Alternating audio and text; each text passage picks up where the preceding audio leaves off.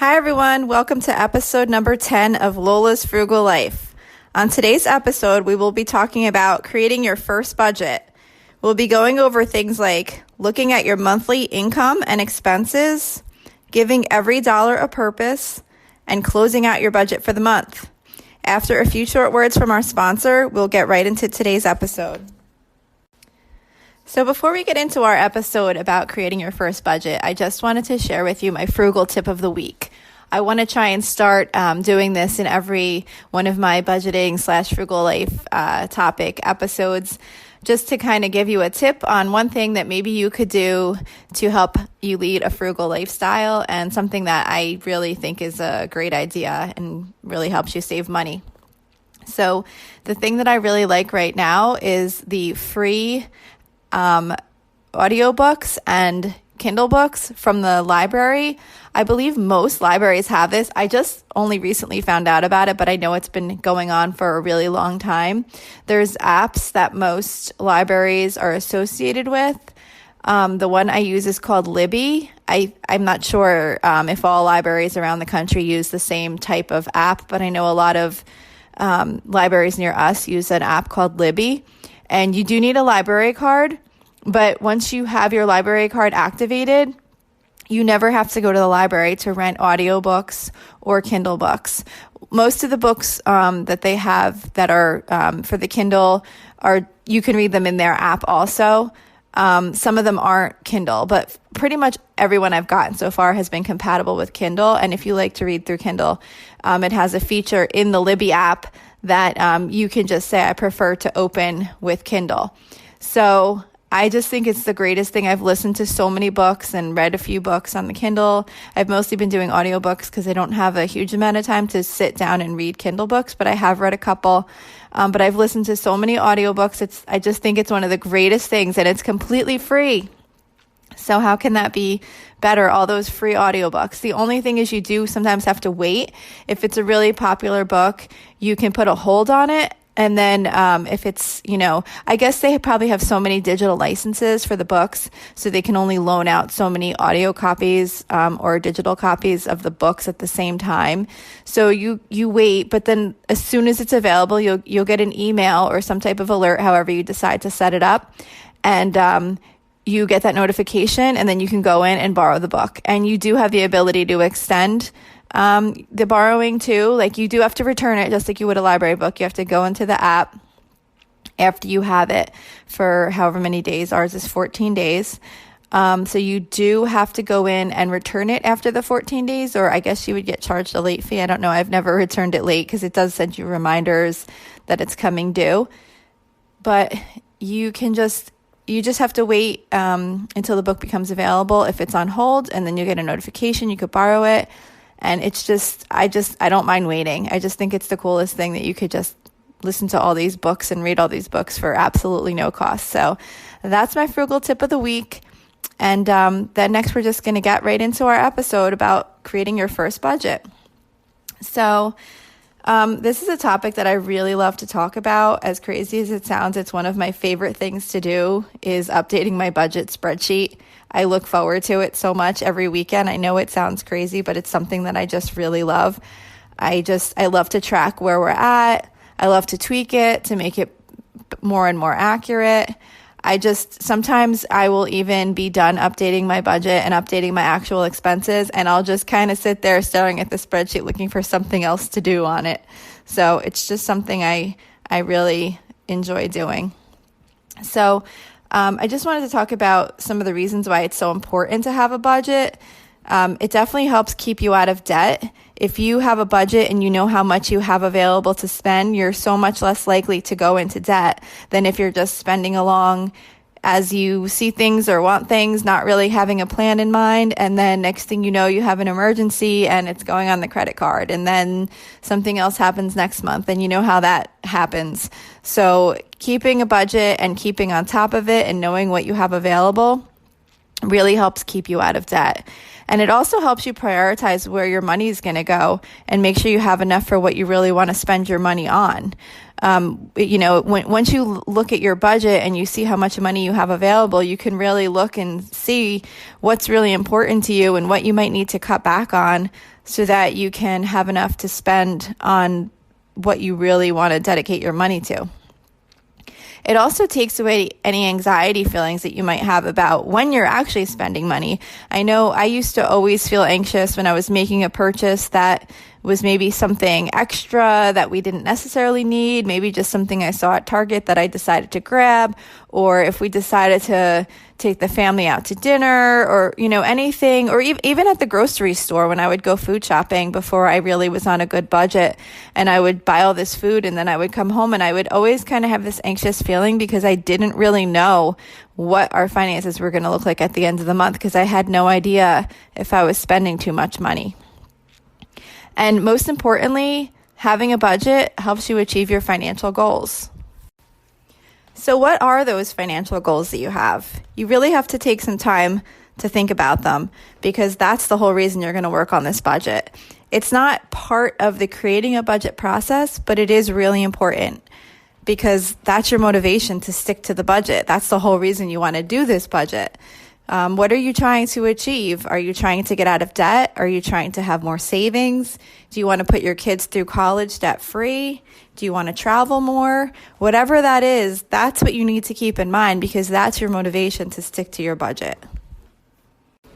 So the first step to creating your budget is to determine how much monthly income you have. So for those of you who have a regular paycheck, every 2 weeks or every week or however often you receive a paycheck, that's a pretty standard amount.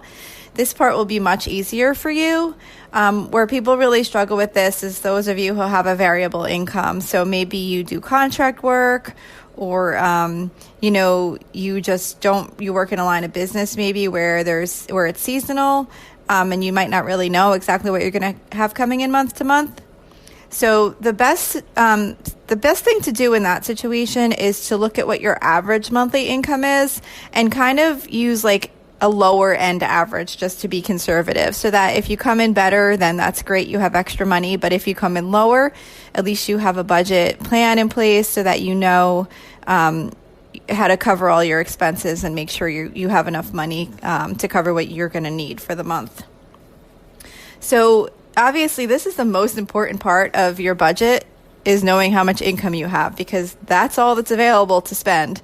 You can't be spending more than you make. I saw a question. I searched for, I think I was searching for like what are the top, like the most asked questions about budgeting because I was just trying to see like what people usually have questions about. And the first question that came up said, why can't I budget more money than I have right now? And I was just looking at it and thinking, is that even a real question? Like, does someone really ask like, why can't they budget more than they have right now? It was really weird. I just thought it was kind of funny. But anyway, so you need to know what you have available to spend. And that's going to be your first number that you're going to put down on your paper or on your spreadsheet because you're going to now go through that income and every dollar that's coming in, you're going to give a purpose. So what you want to do is you need to know where all of your money is going. You want all of your income to be accounted for, where it's going to be spent. That includes expenses, but it also includes debt payments and savings payments. So it's not that you're going to spend every dollar on costs, but you need to know where every dollar is going to be. So as you're creating your budget, what you want to do first is start with your most important bills and then work your way down.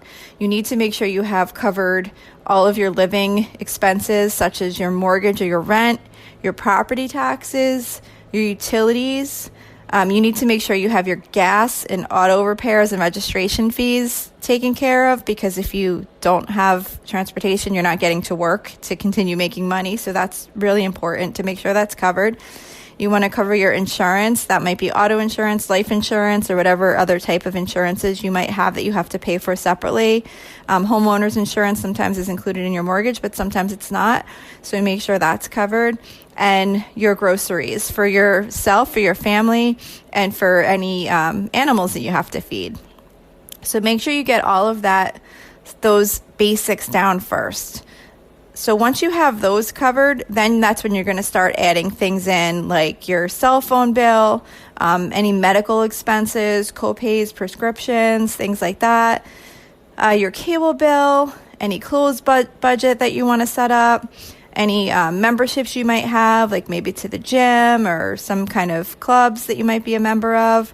If you do have pets, veterinary bills, you want to include a budget for veterinary bills because those always come up, even if it's not emergency. If it's just the regular annual checkups, you need to budget for that.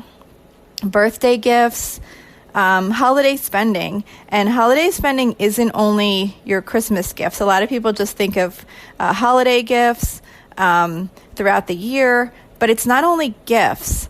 This is also, say for Halloween, you might need to buy Halloween costumes if you have kids. If you're going to go to an event around the holidays, you might need to buy some special foods or drinks or things to bring. So gift wrap, supplies, cards, anything. Like really think about all these different categories and think of all the expenses that you might wind up having during the year related to them. And if they're not a monthly expense, like for example, obviously holidays, veterinary bills, things like that, they're not going to occur every month, but you need to make sure you put aside a proportional amount each month for any of those irregular expenses, because you don't want those months to come and then all of a sudden you get hit with like 3 of them and you didn't have enough money in your budget. So you really need to think ahead and put all those things in there, save up a monthly amount so that you'll have enough when the time comes when those happen. So I do have a separate episode on sinking funds, and it really gets into this in detail. That's where you're putting aside a certain amount each week out of your paycheck budget for all of these seasonal type expenses or regular expenses. Okay, so once you have all your expenses identified, you need to see what you have left. Hopefully there should be something left. Taking your income and minusing out all the expenses, there should be some money left. Which is what you're going to use to either put to debt or to put into your savings accounts or investing or whatever goals you have that you're working on at the time. So if you come to your budget and there is nothing left, then you really need to keep looking at it and determine where you can cut. There's usually always somewhere that you can cut to get your budget to work so that you do have some money left for debt payments or for savings or investing. I always find that the food budget for me, for our family, is usually the place with the most ability to find savings. Rearranging the types of meals you're eating, where you're buying your food, purchasing stuff on sale. Like there's really usually a lot of room in there to find some savings. You can also look at your cell phone bill. Is there anything you could do to cut the cost? Cable TV, are you really watching it? Do you have any monthly subscriptions that you're not really using? You really need to go through and make sure that you have something that you can work with to get that budget to have some money left over at the end of the month that can go to your debt payments or your savings or investing. If you look at everything and you try everything and you just really can't find something to cut, then unfortunately you might need to try and find a side job or maybe try and look into changing jobs or some way to make extra money, because if you're not able to support your expenses, then you're going to end up in debt, and nobody wants that. So anyway, once you have that excess amounts identified, then you're going to determine where that's going to go. There's many different methods of paying off debt. Some people use the avalanche method, which is where you look at the highest interest rate debt that you have and you pay that off first, and then you make minimums on everything else. There's also what I follow, which is the snowball method. That's like the Dave Ramsey method, and that's where you list your debts out smallest to largest, and you tackle the first one, the smallest one first. and make minimums on everything else. And then once the smallest one is paid, you take all that money you're paying on that one and moving it to the next. So there's lots of different methods. Whatever method you're using, just make sure you apply it to your budget so that your dollars are going where you want them. Or if you don't have any debt, that's totally awesome. And if you don't, then make sure you put that money into your savings or investing or whatever it is that you're planning to do with it. So once you have your budget now in place, you need to start tracking it. So you want to at least monthly do like a budget closeout. That's kind of where you look at the expenses you had for the month and where your money went, what you paid to debt, what went into savings, and how did it compare to the budget. So you can use either like a spreadsheet or an app, or some people even like to do it on with pencil and paper. And make sure you record everything that you spent. Just like you budgeted for every dollar, you need to record every dollar and where it actually went. So you should have a record of everything that came in and everything that came out for the month. And if you're like most people, your actual in budget are not going to match. It's going to take quite a while after your first budget before they're starting to match pretty closely. There's usually many categories that you just thought you were spending differently than you actually are. So look at what the results were and look and see, what did you totally miss? What did you forget to put in the budget, and add it in? Now you'll have it in next month's budget. And what adjustments do you make? Are you spending more on food? Are you spending less on gas? Really look at every category and see what you thought you were spending versus what you actually are spending. And then you need to determine, is it something that you can change? Like, did you overspend on stopping and eating out lunches, or picking up quick snacks at the convenience store that maybe you really didn't have to, when you feel like you really can still meet that budget? Or did you truly really watch what you were spending and you just budgeted too low and you need to increase your budget? So that's what you need to look at and determine what adjustments you need to make. And then based on whatever you found, you could start working on your budget for next month. And every month it takes a lot of tweaking and practicing. But once you get your budget where you want it to be, it's going to be such a great feeling knowing that you're in control of your money and you actually know where every dollar is going. You're not coming to the end of the month and saying, I don't know, I made all this money and I have no idea where it went. It's truly a great feeling, and it gives you so much more control on achieving your financial goals. So I wanted to just give some tips that I have to help you keep on track with your budget. One thing that I do is I try and track my expenses like as they're happening. I really keep in mind everything I'm spending and knowing in my mind what the budget is. It's the worst feeling when you come to the end of the month and you put everything down and you're at more when you're at the point where you already felt like you had a pretty good budget. But you put everything down and then you find out that you totally came in over budget on some category, clothing or just maybe miscellaneous household things. Maybe you're picking up little decorations or something at Target, or like, new throw blankets or home, whatever. I don't know, like any miscellaneous things that you might be spending money on that threw your budget over. That's the worst when you realize after the fact, because it's too late now and you really can't do anything about it. So you really need to have some mechanism to track your spending as you go along. That way you'll know how much you have left to spend.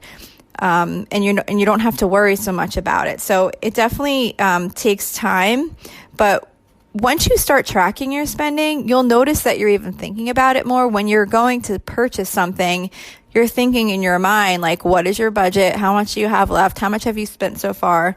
So it kind of becomes more of a natural consideration that you need to be thinking about where this money is going, where maybe in the past you just spent it and then at the end of the month you went to see if there was anything left. So I definitely recommend using some way to track as you're going along to help you stick to the budget. And then I also like to try and think about what might be coming up this week out of the norm that might cause us some extra expenses so that I can try and cut back in other areas. And I even actually usually lay it out. Like I'll kind of try and predict, like, these are the extra things we're going to have. They're going to add up to this much. So that only leaves me this much in the budget. Like maybe say you're traveling to a niece or nephew's birthday party and they live, I don't know, an hour away, and you know that's going to cost you like an extra half a tank of gas or something, or whatever it's going to cost. Just even simple things like that. You know, if you didn't budget for that extra $20 for gas, well, then you might wind up coming in over budget for the week. So knowing if you have any odd, unusual things coming up during the week, just keep those in mind and build them into your budget. And it'll really help you with keeping your budget on track. And don't give up. It really takes some time to get this down, but you'll feel so good when you know where your money's going and when you see that you're making progress each month. So I hope you got something out of this episode. I definitely plan to do more. I want to do lots of different budget topics and maybe get into details on certain areas. So good luck with creating your first budget. And I hope you enjoy budgeting as much as I do. Thanks so much for listening and have a great day.